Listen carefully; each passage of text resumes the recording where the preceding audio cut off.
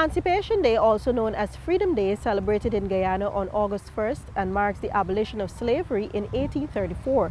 With the end of slavery, several new phases in the history of African Guyanese unfolded. During the apprenticeship period, the freed slaves established several villages of their own. During the colonial period, there was the struggle of the trade union movement, and later there was the opening of the hinterland through efforts of the pork knockers. The history of African Guyanese is integral to the history of the country, and in this InfoHub Extended, we will take a look at the journey to emancipation. When the Dutch West Indian Company was founded in 1621, an estimated 900,000 slaves were brought to what was then British Guyana. These figures do not include those who died on the sea voyage and those who were killed by slave hunters in the gathering process on the African continent. By some estimates, as much as a quarter of those captured and transported died before reaching the Americas. The slave trade became a very important part of the Dutch West India Company's activities. This human trade supported the rise of the sugarcane production, a main crop in the early 1600s. The first ship-bearing African slaves arrived in Pomeroon in the mid-1600s. Executive Director AGDA Eric Phillips. We do know that most of the Africans who came to Guyana came from the West Coast. And if you were to go to Ghana, for example, and you were to look at the faces of people there, you'll believe you're looking at Guyanese faces. So Ghana, Nigeria, that West African part, perhaps all the way down to Angola. Africa has 3,000 different tribes. In West Africa, I know Nigeria alone has 256 tribes. So part of what we have not fully been able to ascertain are exactly what numbers came from which parts of West Africa. We do know that in Holland there are records in Dutch, because the Dutch were in business and they kept immaculate records. And so that is the research we have to do. But they're mainly from West Africa. And as you know today, West Africa, there are people who speak English. There's English West Africa. There's French West Africa, Côte d'Ivoire. You go down all the way there to the Congo. As I've indicated to you, the people who I have met in Guyana, who can tell you about their African heritage, it's mainly Ghanaian, Congolese, and the countries in between. So that's the types of people who came here. By 1660, enslaved Africans in British Guyana numbered 2,500. The Royal African Company was eventually established with the main purpose to supply slaves to the West Indies. Between the second half of the 17th century, the Dutch West Indian Company and the Royal African Company engaged in the slave trades. If a village had 200 people, only 33 arrived in Guyana, because some were killed during the war, some were killed during the walk from the country, from the place they were to the ocean. 33% died, 10% died over the journey. And then when they came here, within 3 years, about 33% died. Those were the early days, because Guyana was the harshest country to civilize. And as you see today, it's still beneath sea level. So they had swamps and snakes and all sorts of things. So apart from the cruelty of slavery, that's what killed so many of them. On arriving in Guyana, the British and the Dutch separated families. And so if you went to a plantation, you would find many different Africans with many different cultures, couldn't communicate with themselves because of they weren't from the same clan or tribe. And to a large extent, many of their cultural expressions were banned. Drumming was banned. Their names were changed. They received different foods. So what emerged out of that was a new type of culture that had as its memory what they had in Africa. But it was not pure African culture. Today, of course, you see pockets of Congolese and pockets of other tribes, and especially in Suriname, they're more discreet because they were a collective. So The culture that emerged was a Creolese version of African culture, with the slaves trying to emulate their capture, those who captured them. So they became Christian. The 1823 slave rebellion, Kwame is popular for that. He was a deacon in the church. So they adopted the religion of who captured them. Now, as I mentioned, Africa has 3,000 tribes. It also has 2,000 dialects. It has its own spirituality. So they all had to embrace this new culture and language, and that's what has influenced where we are in Guyana today. Of course, when there wasn't much interaction with indigenous people, but when indentured servants came from first the Portuguese, followed by Indians, followed by the Chinese, Africans who were here there was a merging and an adaptation of those influences from those indentured servants. So what we have today is a hybrid of cultures and not really a pure African culture. As the plantation system grew, so too did the enslaved African population via the transatlantic slave route. Demerara and Essequibo had a slave population of about 72,000 and Berbice about 21,000. These men and women had to endure long hours of arduous work, especially field slaves. Insufficient clothing, poor housing, food which was deficient in both quantity and nutritional value, unsatisfactory medical attention, severe, often sadistic punishment, and for females, sexual exploitation. During the latter half of the 1700s, the slaves began to revolt against the cruelty they endured.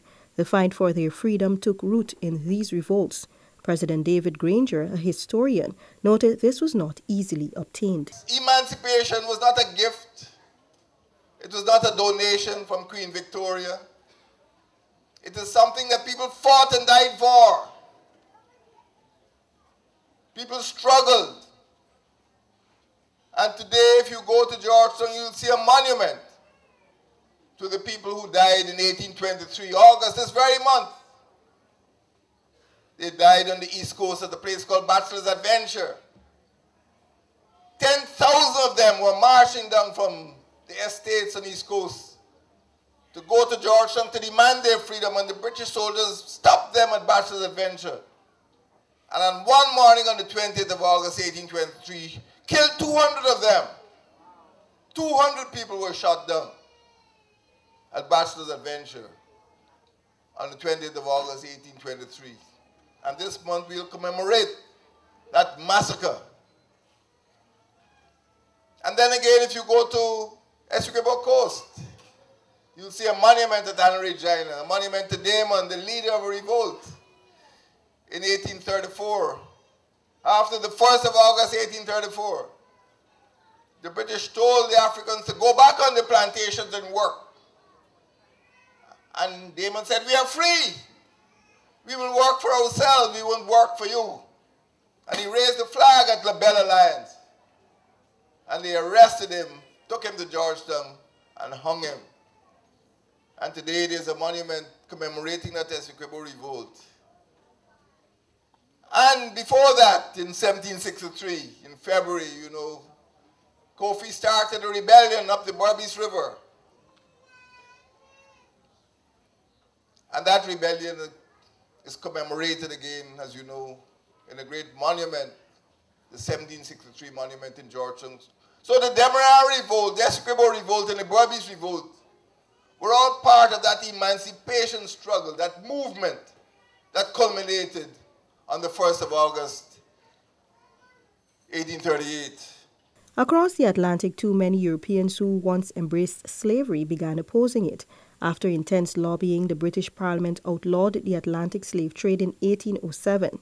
In 1833, the Abolition Bill paved the way for emancipation on August 1, 1838 in British dominions. Soon after emancipation, European planters and the government decided not to sell land to the free Africans. The general aim was to ensure that the Africans continued to be a source of labor on the plantations. This birthed several other movements, including the village movement, President Granger said. But that movement started a second movement, and that was the village movement, and that's why we have places like Ithaca. Because people, they were not tired of working, but they were tired of being beaten, as you saw in this beautiful skit. They're tired of being whipped and kicked. They're tired of being tortured. And they moved out of the plantations, not because they were lazy or they didn't want to work, but they did not want the degradation of the punishment that they received at the hands of the planter class. And that is why on the 7th of November I commemorate that village movement. There were other movements. There was a labor movement led by Hubert Critchlow, in which all the unions were formed. So working people were encouraged to come together. There was a political movement led by people like Forbes Burnham and Chetty Jagan, which brought us political independence. And there was a cultural movement. So we have these beautiful national songs. People like R.C.G. Potter, after whom the Cyril Potter College of Education was named. Valerie Rodway, beautiful songs, part of our cultural movement. Writers, painters, dramatists. Emancipation was the dawn of a new era that gave birth to the trade union movement, the liberation of trade, the development and the opening of the hinterland by port knockers.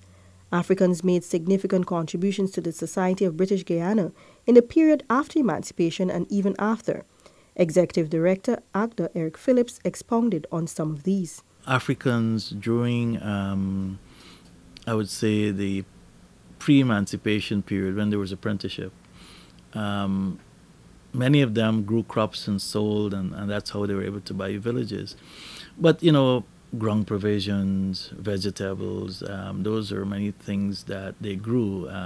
They even grew a different species of rice than we're currently growing. Last year I visited Barakara in the Kanji, and we found a 200-year species of rice that is thinner, that grows in less water, and has a different color. So they brought with them knowledge of herbs and crops, and to the extent that they had access to those seedlings or whatever, they grew it. Of course, the British and the Dutch also gave them seeds, and which were common to Guyana at the time, and whatever they found and they realized it was food, because many of them are herbalists, they continued to grow. Of course, that contribution still exists today. So you have, we call it, you have Metz-G, you have cook-up. Well, cook-up is a whole different thing altogether, different versions of it. Then you have conky, you have mauby, you have fruit juices, ginger beer, all those types of things, which were more indigenous to Guyana, but were made into African Guyanese cuisine, because that was the local material that they had that they could use. But in Africa, it was the same process. Whatever they grew, they ate, and whatever was indigenous to the countries they're in, they made food out of it. And they were herbalists and a lot of ground provisions. And even when you look into the village movement, they grew cassava, plantain. The cassava they got from the indigenous people. We got fufu. Fufu is big in West Africa. So even some of the terminology that we use for food here, we find that same terminology is in West Africa. Some of it is changed, but it's basically the same thing. Fufu is a good example. African Guyanese contributions to Guyana are magnificent. On the duress, they labored to build our country's basic foundations. The coastal plains were only made habitable as a result of slave labor. Canals number 1 and 2 on the west bank of Demerara, for example, were dug manually by slaves. Some notable African Guyanese are father of the trade union movement in British Guyana, Hubert Nathaniel Critchlow, historian and political activist Walter Rodney, former Prime Minister of Guyana Ptolemy Reed, former Guyanese and West Indian cricketer Clive Lloyd, popular musician Eddie Grant, educators Dr. Faith Hardin and Winifred Gaskin, Baroness Valerie Amos, and former President Forbes Burnham, among many others. Emancipation Day then is important because it brought a formal end to perhaps the most inhumane institution in the history of humanity. It represents a new beginning for a people who were forced to abandon their cultures and identities. When African Guyanese won their freedom, they guaranteed that others who arrived after emancipation would not come in chains. Emancipation freed all Guyanese from slavery. Happy Emancipation Day to all Guyanese and to all of our viewers. Goodbye.